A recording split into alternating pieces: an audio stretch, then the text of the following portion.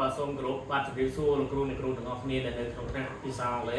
បាទថ្ងៃនេះខ្ញុំបានមានមេរៀនមួយដែលតាក់ទងជាមួយនឹង Unit 4 បាទ Lesson A អញ្ចឹង Unit 4 Lesson A របស់ខ្ញុំបានគឺតាក់ទងជាមួយនឹង vocabulary ដែលយើងមាន title ថាឬក៏ចំណងជើងថា Have you ever been on TV អញ្ចឹងសំណួរមួយនេះគេសួរយើងថាតើពីមុនមកដល់ឥឡូវនេះណែឯងធ្លាប់ធ្វើរឿងហ្នឹងអត់អញ្ចឹងអ្នកថាតើអ្នកឯងធ្លាប់បានចូលទៅក្នុងប៉ុស្តិ៍ទូរទស្សន៍ដែរឬទេកាលពីមុនមកបាទអញ្ចឹង Have you ever been on TV អញ្ចឹងយើងថ្ងៃនេះតកតងជាមួយនឹង vocabulary នៅក្នុង lesson A បាទ vocabulary experiences បាទតកតងជាមួយនឹងបទទីបាទបទពិសោធន៍អញ្ចឹងបើហើយយើងរៀនធ្លាប់ស្គាល់ហើយពាក្យថា experience គឺតកតងជាមួយនឹងបទពិសោធន៍ហើយ and then experiences តកតងជាមួយនឹងបទពិសោធន៍ផ្សេងមនុស្សកាន់តែធ្វើការច្រើនកាន់តែមានបទពិសោធន៍សិស្សកាន់តែរៀនច្រើនកាន់តែមានបទពិសោធន៍នៅក្នុងការធ្វើលំហាត់អីចឹងទៅតោះឥឡូវយើងទៅមើលទៅលើបាទពាក្យឬក៏ប្រយោគរបស់ teacher នៅក្នុងថ្ងៃនេះ teacher មាន6បាទ sentence ដែលគេឲ្យតែពាក្យមកដូចជាពាក្យដែលដិតនេះ teacher ជាប្រយោគដើមរបស់គេដែល teacher ថែមនៅកិរិយាសព្ទ verb នៅពីមុខបាទដូចជា win and a word ណា win and a word មានន័យថាឈ្នះពានរង្វាន់មួយអីចឹងទៅបាទ meet a famous person ជួបមនុស្សដ៏ល្បីល្បាញណាមួយអីចឹងទៅអញ្ចឹងយើងនឹងចូលទៅកាន់ struct នៅក្នុង CD គេដែល teacher ចាក់ដើម្បីឲ្យយើងកាន់តែបាទកាន់តែយល់កាន់តែ clearly អំពី pronunciation តោះយើងនឹងស្ដាប់ទាំងអស់គ្នា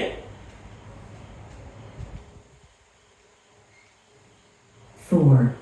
Interesting lives. Lesson A. Have you ever been on TV? Page 34.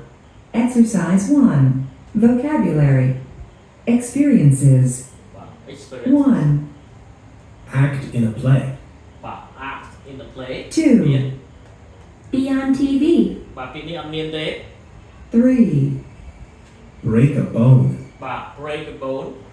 4, break a bone Get seasick. បាទ get seasick 5, Lose your phone. បាទ lose your phone យើងអត់មាន 6,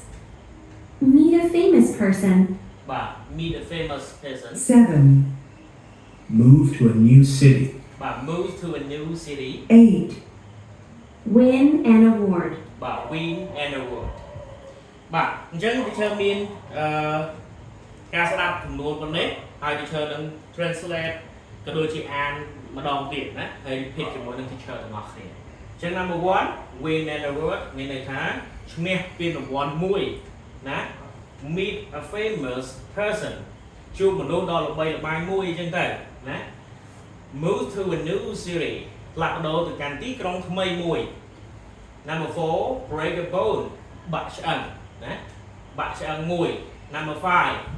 act in a play បាទ act in a play ការសម្ដែងរឿងមួយបាទអញ្ចឹងខ្ញុំសូមបញ្យល់ពី act នេះគឺតាក់ទងជាមួយនឹងសកម្មភាពឬក៏ការសម្ដែងសូរណាមួយដែលយើងប្រើ act បាទ number 6 the last one គឺ get seasick បាទវិលមកដោយសារសមុទ្រឬក៏ពុលសមុទ្រណាអញ្ចឹងសូមអានជាមួយនឹង teacher ម្ដងទៀត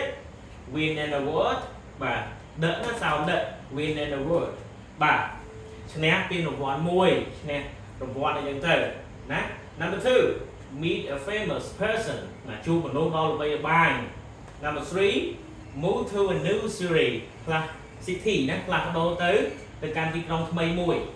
and number 4 break a bone បាក់ឆ្អឹងណាចឹងឡើយនេះអាចបដូរបាន break broke broken ទៀតណាបានបាក់អីចឹងទៅ number 5 act in a play ការសម្ដែងរឿងមួយណា get a seasick បាទវិលមុខដោយសារសមុទ្រឬក៏ពុលក្អួតអីចឹងទៅយើងស្គាល់ហើយណាពាក្យពុលតោះឥឡូវយើង teacher បាន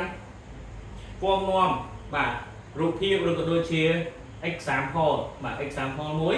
តើឥឡូវយើង teacher ថានិយាយថា I want an award for best actress បាទ address តួសម្ដែងស្រីណាអញ្ចឹង I នឹងsẽតាក់ទងជាមួយនឹងខ្ញុំអាចជាស្រីអីចឹងដែរបាទអញ្ចឹងឃើញដៃមនុស្សស្រីហើយបាទគាត់បានលើកពានរង្វាន់របស់គាត់បាទ I won an award for best actress ខ្ញុំបានឈ្នះពានរង្វាន់ជាតារាសម្ដែងស្រីឆ្នាំមួយអីចឹងទៅអូខេតោះណា number 2 but he worked hard to become a famous person at Sam's company បាទអញ្ចឹងពាក្យដែលដិតហ្នឹងគឺសិតតែជាពាក្យរបស់គេឲ្យណាបាទអញ្ចឹងគាត់គឺបានខិតខំធ្វើការដើម្បីខ្លាចជាមនុស្សដើម្បីឈ្មោះបាទនៅក្នុងក្រុមហ៊ុនណាមួយបាទនៅក្នុងក្រុមហ៊ុនគាត់អញ្ចឹងទៅណា at his company ក៏បានដែរយើងអាចដូរអញ្ចឹងឃើញដែរគាត់ជួបនឹងបរិះដែលល្បីល្បាញដូចជាកូនសិស្សកាលពីសម័យព្រះអង្គនៅពេលដែលបានជួបព្រះអង្គមិនដឹងជាមានអារម្មណ៍យ៉ាងណាបាទយើងដូចយើងជាព្រះបរិស័ទអញ្ចឹងបើសិនជាយើងអ្នកធម្មតា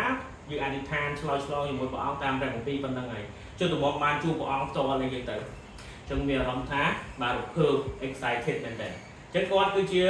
បាទមនុស្សដែលល្បីល្បាញបាទយើងខិតខំធ្វើការបាទឲ្យខ្លាំងដើម្បីឲ្យមានភាពល្បីល្បាញអញ្ចឹងទៅអូខេតោះ number 3យើងឃើញរួចគេបាទរូបបរិសម្នាក់ឬក៏កុមារម្នាក់គាត់កាន់នឹងមានវលីមានអីយ៉ាងទៅ moving to a new city មានន័យថាការផ្លាស់ប្ដូរទៅទីក្រុងថ្មីបាទការផ្លាស់ប្ដូរទៅទីក្រុងថ្មីណាអញ្ចឹងមួយទៀតគឺតកតងជាមួយនឹងបាទឃើញដៃគាត់បាក់ហ៎បាទនេះបូនបានបាក់ហើយបាទ he broke មិនគេដាក់ឈើដាក់ break ប៉ុន្តែនេះគេផាសណាបាទ he broke a bone បាទ he broke a bone in his left arm when he fell បាទអញ្ចឹងគាត់បានបាក់ឆ្អឹងមួយបាទនៅដៃឆ្វេងរបស់គាត់គណៈពេលឬក៏ពេលដែលគាត់ដួលបាទនៅពេលដែលគាត់ដួលអញ្ចឹងទាំងអស់គ្នាមិនមែនតែគាត់ទេណាសូមប្រុងប្រយ័ត្នបាទសូមប្រុងប្រយ័ត្នជាពិសេសបងប្អូនទាំងអស់គ្នាការច្រត់ការដួលបាក់ទង្គិចវាអាចធ្វើឲ្យបាក់ជាងហៅថា break a bone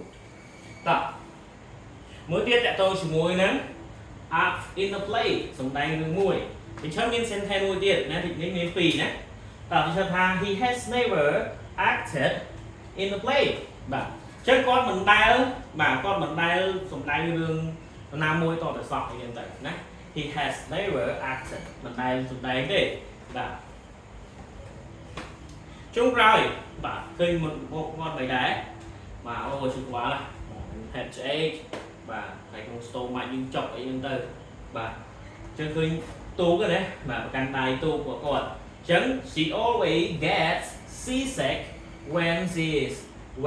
is on a boat បាទចឹងឡើយនេះយើងដាក់ full sentence ក៏បាន when she is on a boat ក៏បាន